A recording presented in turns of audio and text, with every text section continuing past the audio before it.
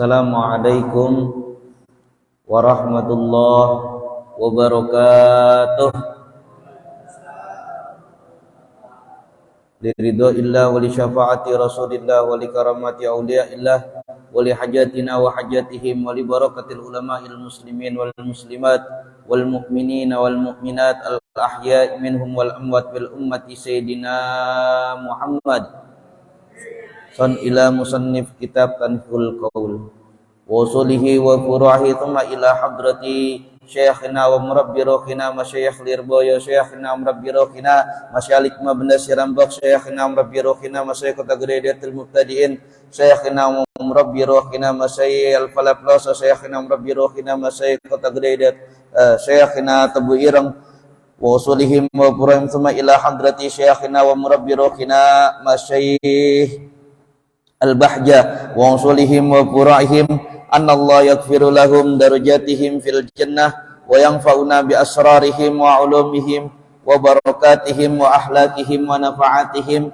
fid dini wa dunya wal akhiratil fatihah. A'udzu billahi minasy syaithanir rajim. Bismillahirrahmanirrahim. Alhamdulillahi rabbil alamin. Ar-Rahmanir Rahim. Maliki yaumiddin. Iyyaka na'budu wa iyyaka nasta'in. Ihdinas siratal mustaqim. Siratal ladzina an'amta 'alaihim ghairil maghdubi 'alaihim waladdallin. Rabbi ighfir lana wa liwalidina wa lil mu'minina amin. Bismillahirrahmanirrahim. Allahumma iftah alaina hikmataka wansur alaina rahmataka wa dhakkirna ma nasina ya dzal jalali wal ikram. Bismillahirrahmanirrahim. Qala musannifu rahimakumullah Allahu ta'ala wa nafa'ana bihi wa bi ulumihi fid dharain amin. Al-babur rabi'a wal isruna, bab yang ke-24 fi fadilatil fakir, fi fadilatil fakir, di dalam menjelaskan keutamaan fakir, di dalam menjelaskan keutamaan fakir. Qala Nabi sallallahu alaihi wasallam, al-faqru, kefakiran itu, al-faqru, kefakiran itu, azyanu adal mu'minin, azyanu adal mu'minin, lebih indah bagi seorang mukmin, lebih indah bagi seorang mukmin, minal idari hasani, daripada sabuk kulit yang indah, ala huddal farasi, ala huddal farasi, daripada pipi kuda. Maksudnya di sini adalah kefakiran di sini dalam konteks Syekh Nawawi Al-Bantani membahaskan bahwasanya fakir di sini itu tidak membutuhkan sesuatu hal. Tidak membutuhkan sesuatu hal, baik itu sesuatu berupa hajat ataupun sesuatu dari keinginan. Dicukupkan di dunia. Alhamdulillah hari ini dapat 10.000, alhamdulillah. Makna fakir di sini cukup. Qala Al-Ghazali, al-faqru ibaratun anil faqad ma huwa muhtaju ilaihi amma faqaddama la hajata ilaihi fala yusamma fuqara. Wa in kana al-muhtaju ilaih mawjudan muqaddaruran alaihi lam yakun muhtajul fakiran. Jadi kategori di sini itu orang yang sudah cukup pada dirinya dari semua hal yang telah diberikan oleh Allah Subhanahu wa taala. Tapi kalau orang itu masih membutuhkan sesuatu, ya, orang itu masih membutuhkan sesuatu hal, berarti orang ini lebih dari fakir. Karena kita dilahirkan di dunia itu tidak punya apa-apa. Kita dilahirkan di dunia ini tidak punya apa-apa. Semuanya pemberian Allah.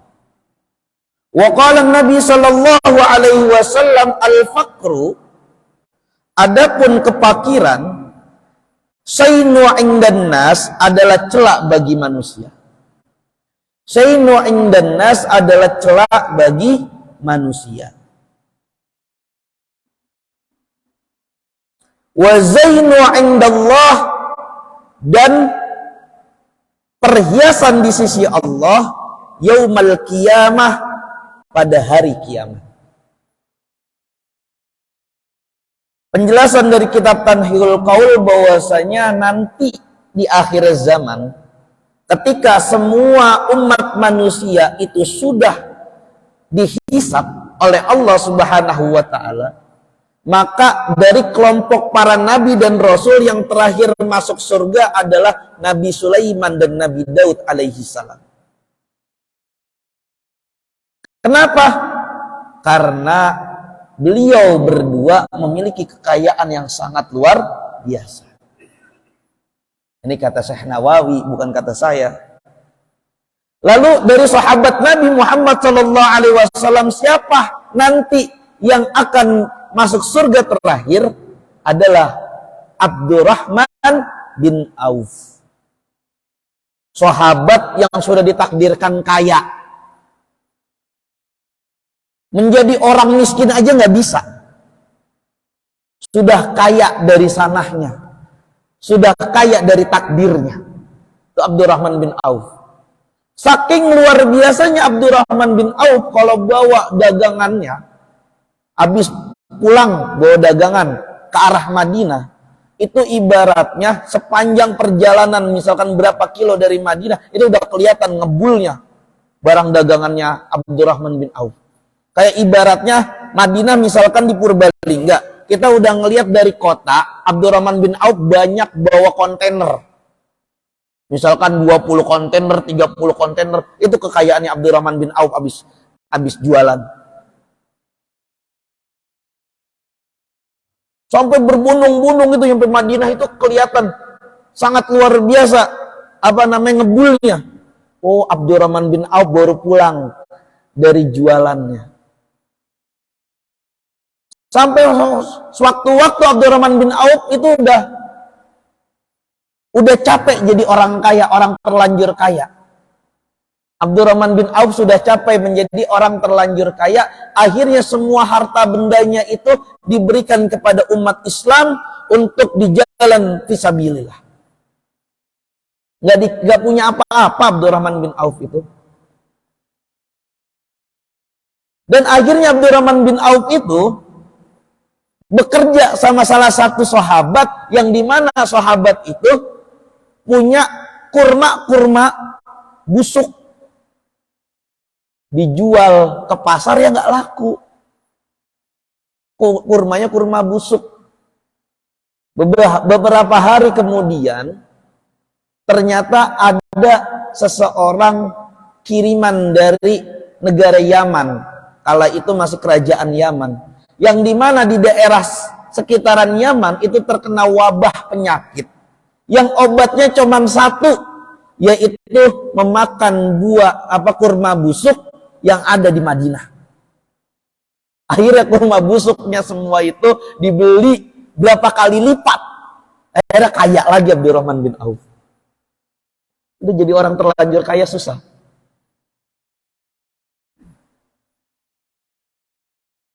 Itu kata Kata Nabi Muhammad sallallahu alaihi wasallam. Wa qala Nabi sallallahu alaihi wasallam hubbul fuqara, cintanya apa?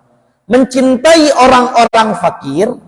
Hubbul fuqara, mencintai orang-orang fakir, min ahlakil anbiya, sebagian atau bagian dari akhlaknya para nabi.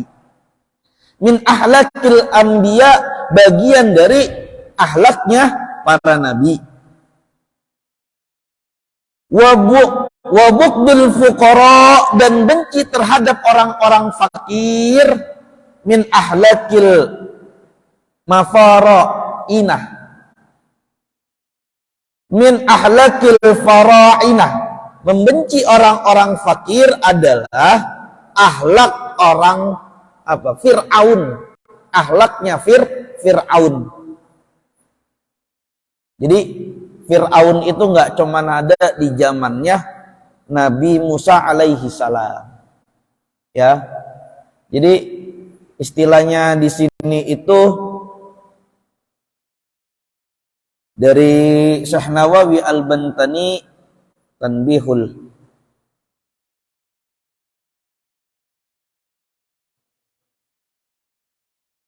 Ada penjelasannya bahwasanya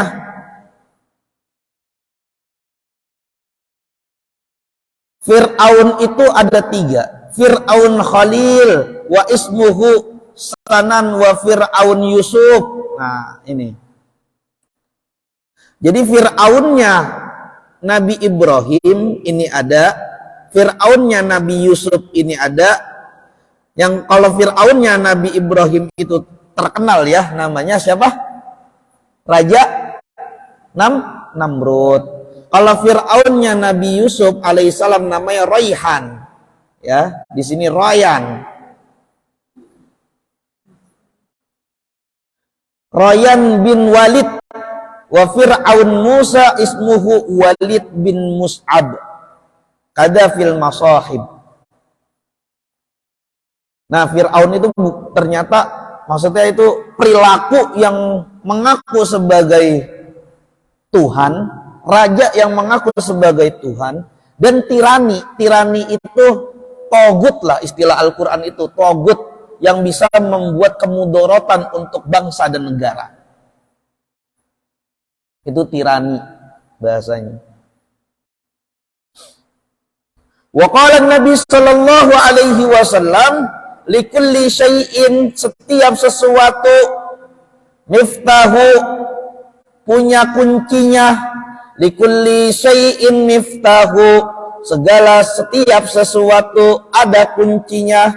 Wa miftahul jannah hubbul masakin wal fuqara, dan kunci masuk surga selain mengucapkan la ilaha illallah, yaitu mencintai para orang-orang miskin dan juga mencintai orang-orang fakir. Lisabrihim, karena kesabarannya fuqara wal masakin, lisabrihim hum jalasa'ullahi ta'ala yaumal qiyamah, karena kesabarannya mereka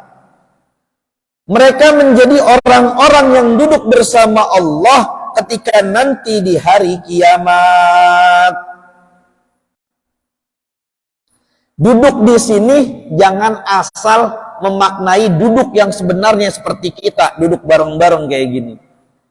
Tapi duduk di sini maknanya orang-orang tersebut mendapatkan kemuliaan di sisi Allah Subhanahu wa ta'ala. Hati-hati, jangan gampang terjebak sama tekstualis dalam Al-Quran, dalam hadis.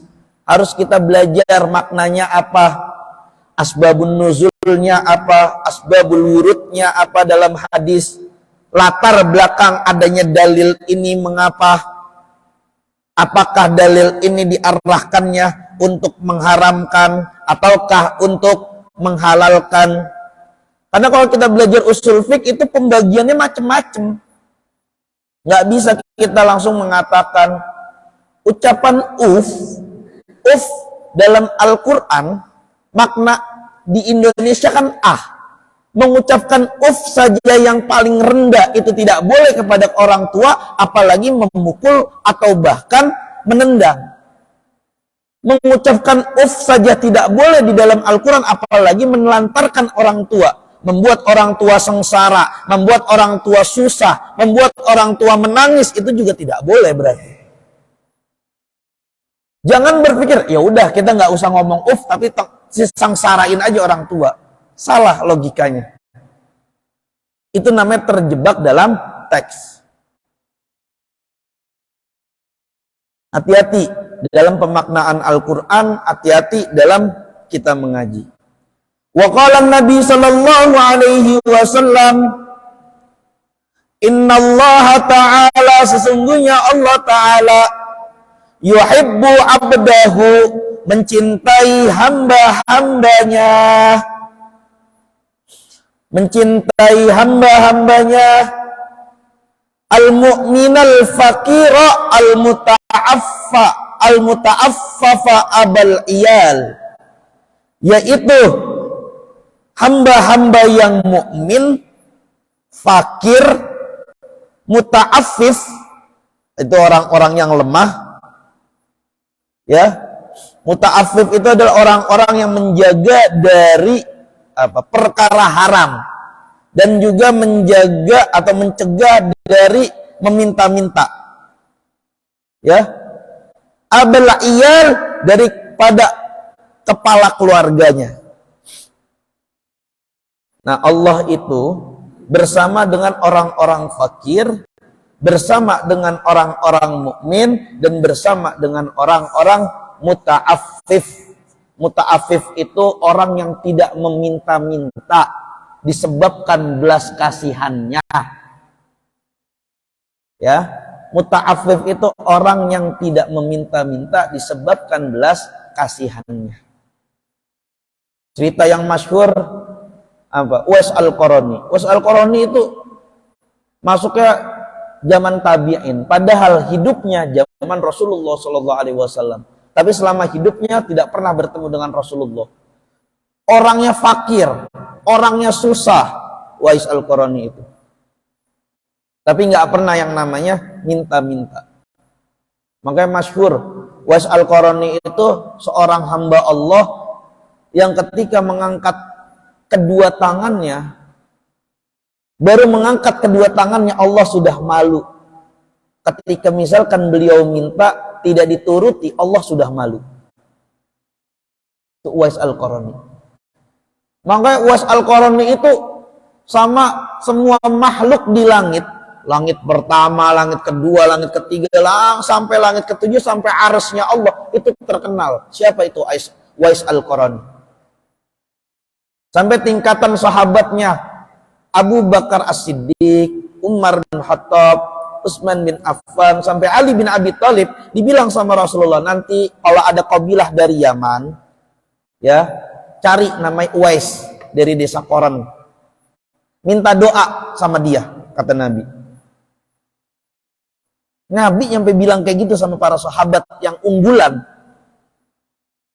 Abu Bakar kurang apa? Laki-laki pertama yang masuk Islam.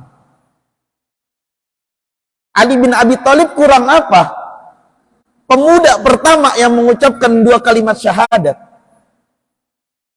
Umar bin Khattab kurang apa?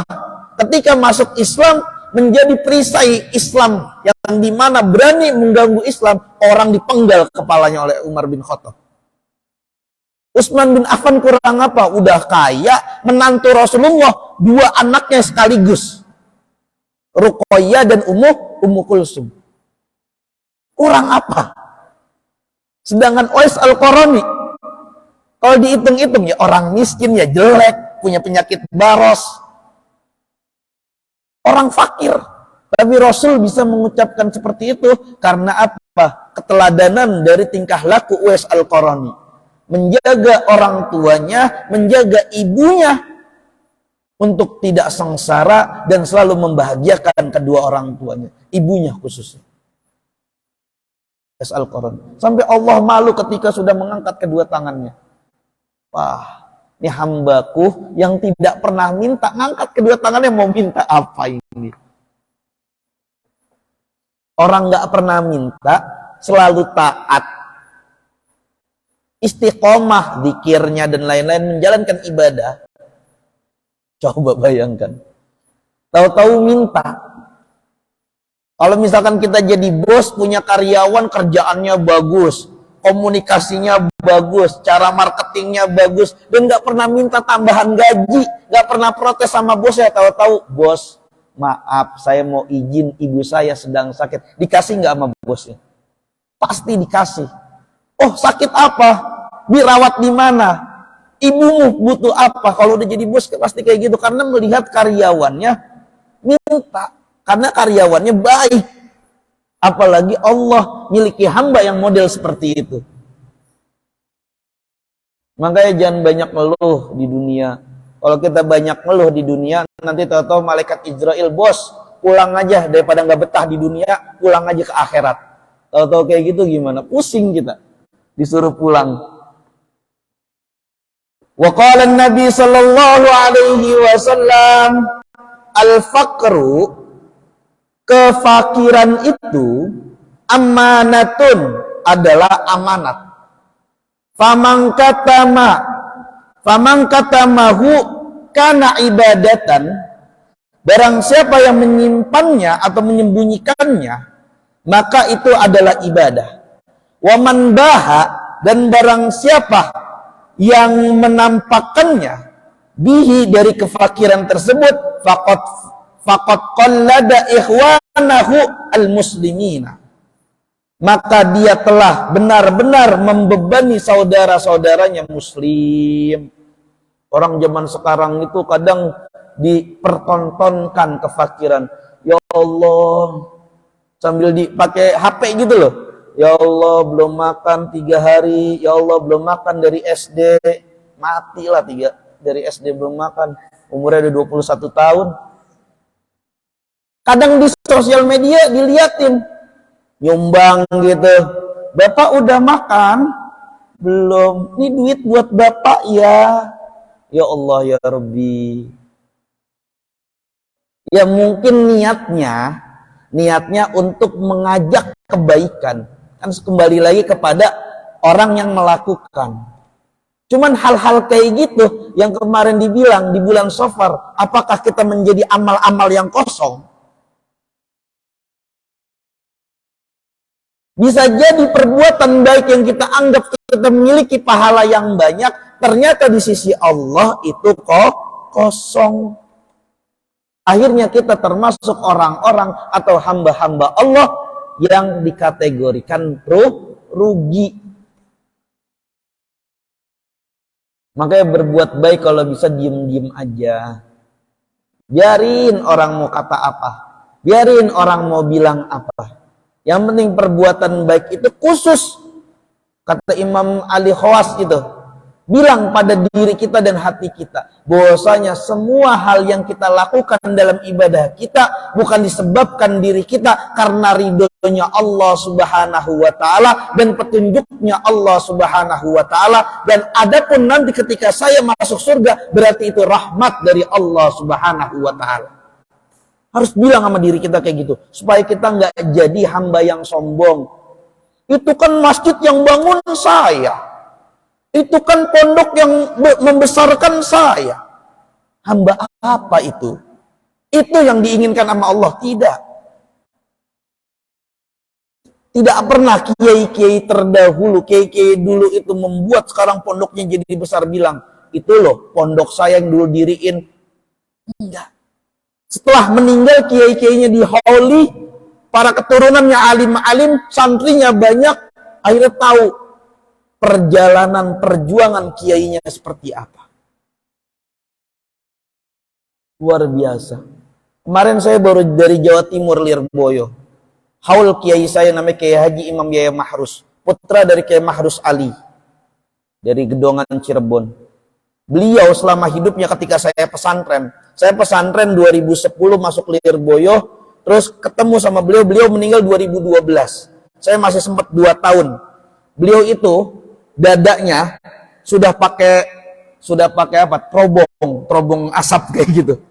Udah ada dadanya itu dikasih terobong asap karena ngerokoknya kuat. Udah ada terobongnya. Tapi ya Allah, istiqomah ngajinya sangat luar biasa. Ngaji tetap ngaji. Kalau pagi tetap ngajar ngaji. Terus kalau sore santri-santrinya diajak buat bantu bersih-bersihin pondok. Beliau langsung turun sendiri, nggak nyuruh-nyuruh. Ayo leh. Dan beliau nggak pernah mau dipanggil sama santri-santrinya kiai. Nggak mau dipanggil sebagai kiai, ustadz nggak mau. Dipanggilnya bapak. Tuh kayak Imam Mahrus. Saya tahu betul ketika saya lagi main bola, beliau lewat naik motor, dipanggil, leh, bantuin bapak ya, nyabutin rumput di belakang kandang. Kita semangatnya luar biasa. Itu padahal beliau salah satu kiai yang menjadi penasehat di perusahaan gudang garam. Perusahaan paling besar, perusahaan yang termasuk dalam kategori yang punya itu orang terkaya ketiga di Indonesia. Beliau penasehatnya. Tapi nggak pernah yang namanya memperlihatkan beliau lebih luar biasa dan lain-lain. Subuh saya berangkat ngaji Quran ke pondok HMC, pondok JKI Kafa Bihi Mahrus. Ketemu sama beliau itu kayak orang biasa, pakai baju oblong, lagi olahraga, kadang naik sepeda, datang ke pasar. Ya Allah, kiai besarnya kayak gitu, kalibernya kayak gitu, dihormati di Jawa Timur bahkan nasional, tapi tawaduknya luar biasa kayak Imam Mahrus. Alhamdulillah saya punya guru yang model-model kayak gitu. Luar biasa. Itu yang harus kita ikut-ikuti. Wa qala Nabi sallallahu alaihi wasallam, fadlul fakir, keutamaannya orang fakir alal ghani, di atasnya orang kaya. Kafadli ala jami'il khalqi, kafadli ala jami'il khalqillahi ta'ala, seperti keutamaannya di atas semua makhluk Allah yang maha luhur. Keutamaannya orang fakir dibandingkan orang kaya itu seperti keutamaannya di atas semua makhluk Allah. Kok bisa? Karena sudut pandang orang kaya biasanya itu selalu terlihat pengen dimuliakan. Coba aja di acara-acara besar. Kalau orang miskin, orang fakir, pernah nggak ditaruh paling depan? Tapi kalau orang kaya coba, oh ini juragan ini, punya itu, memperlihatkan perkara duniawinya. Padahal bisa jadi perkara duniawinya itu hanya titipan dari Allah Subhanahu wa Ta'ala. Orang kaya minjemin orang 1 miliar itu biasa, karena dia masih punya duit yang lain. Tapi orang fakir minjemin orang 10.000 itu luar biasa, karena dia gak punya duit untuk buat makan dirinya sendiri dalam 1 hari. Itu udah urusan masalah apa jiwanya dia. Makanya sangat luar biasa.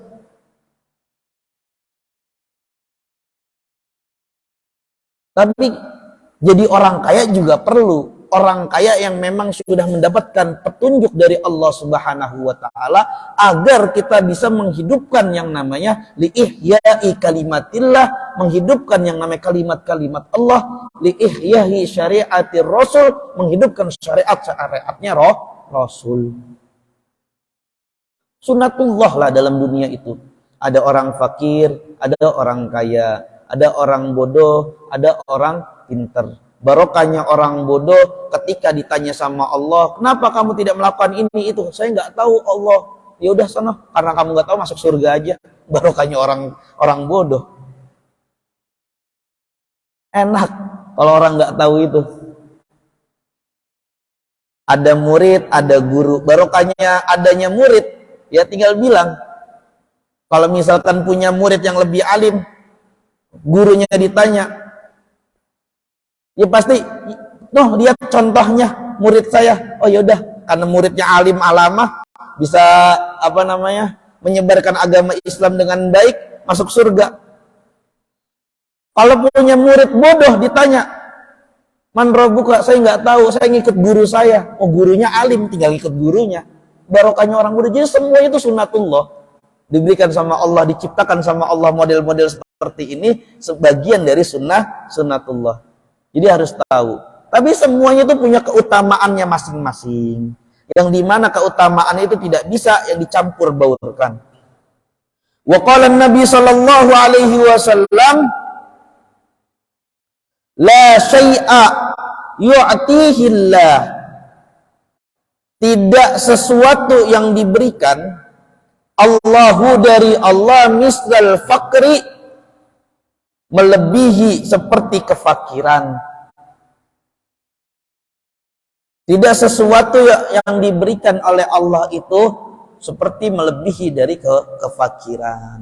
Setidaknya orang nggak mungkin mati disebabkan karena kelaparan. Dia bisa kelaparan disebabkan karena dirinya sendiri tidak mau berusaha, tidak mau ikhtiar. Rezeki itu sudah diberikan oleh Allah Subhanahu wa taala, tinggal bagaimana kita mensyukuri rezeki yang sudah diberikan oleh Allah Subhanahu wa taala. Kita dilahirkan ke dunia, diciptakan di dunia untuk menjalankan kehidupan. Nah, dari mulai kita lahir sampai kita nanti mati itu sudah ada rezekinya setiap harinya. Tinggal bagaimana kita ingin berubah, tinggal bagaimana kita ingin bergerak, tinggal bagaimana kita ingin ikhtiar untuk menggapai rizki halal dari Allah Subhanahu wa ta'ala. Ini sudah masuk bulan Rabiul Awal ya. Sudah masuk awal-awal awal tanggal 1, tanggal 2 kalau nggak salah ya. Ini tanggal 2 Rabiul Awal. Ini bulan yang membahagiakan. Bulan yang dimana jatuh ketiga di dalam kalender Hijriah dari 12 bulan. Bulan yang tidak pernah diganti setelah Hijriah, setelah hijrahnya Rasulullah SAW. Namanya nggak pernah diganti. Rabiul Awal, Rabiul Tsani atau Rabiul Akhir. Rabi itu maknanya adalah musim semi. Rabi maknanya adalah musim semi, al-awwal yang pertama. Di bulan ini, bulan di mana yang harusnya semua umat muslim dunia khususnya berbahagia. Karena Allah telah memberikan hamba yang paling dicintai untuk turun ke dunia dan dilahirkan di dunia pada tanggal 12 Rabiul Awal. Yaitu siapa? Nabi Yuna Muhammad sallallahu alaihi wasallam. Nabi yang dilahirkan dalam keadaan sujud, Nabi yang telah dilahirkan dalam keadaan sudah khitan, Nabi yang dilahirkan ketika dilahirkan orang-orang Yahudi di Madinah itu mengerti bahwasanya bintang Ahmad telah hadir sehingga Nabi terakhir sudah lahir. Nabi yang dimana ketika beliau lahir, api di daerah Persia, orang-orang Majusi yang hidupnya api itu sampai 1000 tahun itu mati seketika. Nabi yang dimana ketika lahir kerajaan Persia gempa sampai 14 ruangan yang dijadikan sebagai sesembahan hancur. Karena dulu yang paling kuat dan paling besar adalah kerajaan di sekitaran Persia, Bizantium. Nabi yang sangat luar biasa, khatamin nabiyyin, pemungkas dari para nabi, yang dari semua jumlah dari 124.000, yang kata Syekh Nawawi Al-Bantani 124.000 itu seperti jumlahnya para sahabatnya Rasulullah Shallallahu Alaihi Wasallam. Nabi yang sangat luar biasa, yang menyempurnakan semua syariat-syariat yang diberikan oleh Allah Subhanahu wa taala dari para nabi dan rasul. Tuh Nabi Muhammad. Nabi yang menggampangkan semua syariat-syariat Allah untuk akhir zaman. Nabi yang sangat luar biasa mulianya. Sampai Imam Haddad dalam salah satu kitabnya pernah membahas tentang cerita Musa alaihi salam pernah bertanya kepada Allah Subhanahu wa ta'ala. Nikmat apa yang paling kecil yang pernah engkau ciptakan wahai Allah Tuhanku? Kata Allah, nikmat yang paling kecil yang pernah aku ciptakan adalah nikmatnya makhluk Allah bernafas. Itu nikmat kecil loh. Coba kalian 3 menit aja nggak napas bisa mati. Itu nikmat kecil bagi Allah. Yang dimana ketika COVID kita memerlukan yang namanya dalam satu hari 3 tabung oksigen yang harganya 600. Satu tabungnya dikalikan dalam satu hari 1.800.000. Coba hitung kalkulasi kita selama hidup lahir sampai kita sekarang umur misalkan 50 tahun, 60 tahun, udah berapa puluh juta bahkan berapa ratus juta. Kalau kita suruh bayar sama Allah, itu nikmat yang paling kecil yang pernah diciptakan oleh Allah. Lalu nikmat apa yang paling besar yang pernah engkau ciptakan wahai Tuhanku, kata Musa kepada Allah. Kata Allah, nikmat yang paling besar yang pernah aku ciptakan adalah ketika aku menciptakan Nabi Yuna Muhammad sallallahu alaihi wasallam. Laulaka ya Muhammad. Kata hadis qudsinya Allah. Jika tidak ada engkau wahai Muhammad, lama khalaqtal af'alak. Maka tidak mungkin aku menciptakan seluruh alam raya ini. Kalau bukan ada kanjeng Nabi Muhammad, tidak mungkin ada surga, tidak mungkin ada neraka, tidak mungkin ada semua-muanya. Tapi disebabkan karena ada Nabi Muhammad, dari Nur Muhammad, semuanya diciptakan oleh Allah Subhanahu wa ta'ala. Dan kita tinggal bagaimana bersyukur menjadi umat dari Nabi Yuna Muhammad sallallahu alaihi wasallam. Umat terakhir yang gak pernah ketemu Nabi, cuman dengar cerita dari sejarah, cuman dengar cerita dari para ulama, tapi cinta sama Nabi. Luar biasa nggak kita? Sehingga sangat disayang. Umat yang paling kecil tubuhnya, umat yang paling pendek umurnya. Nabi Nuh umur 980 tahun. Hampir 1000 tahun. Bahkan wakilah mengatakan 995 tahun. Kurang 5 tahun jadi 1000. Nabi Nuh. Zamannya Nabi Nuh, ada orang yang meninggal umur 300 tahun, disangkanya masih anak kecil. Ya Allah, anakku kok masih kecil udah meninggal umur 300 tahun. Dibilang masih anak kecil. Itu umur 300 tahun pada zamannya Nabi Nuh. Anakku umur 300 tahun masih kecil banget, kok udah meninggal. Zamannya Nabi Nuh. Umatnya Nabi Muhammad itu sangat luar biasa. Udah umatnya ya kayak gini lah tampang-tampangnya nih. Susah dibilangin, ya Allah, ya Rabbi. Tapi yang paling cinta kepada Nabi Muhammad sallallahu alaihi wasallam. Maka ada kebanggaan kita harusnya di dalam hati kita di bulan Maulid ini, di bulan Rabiul Awal ini, jangan sampai lisan kita keringi, ya.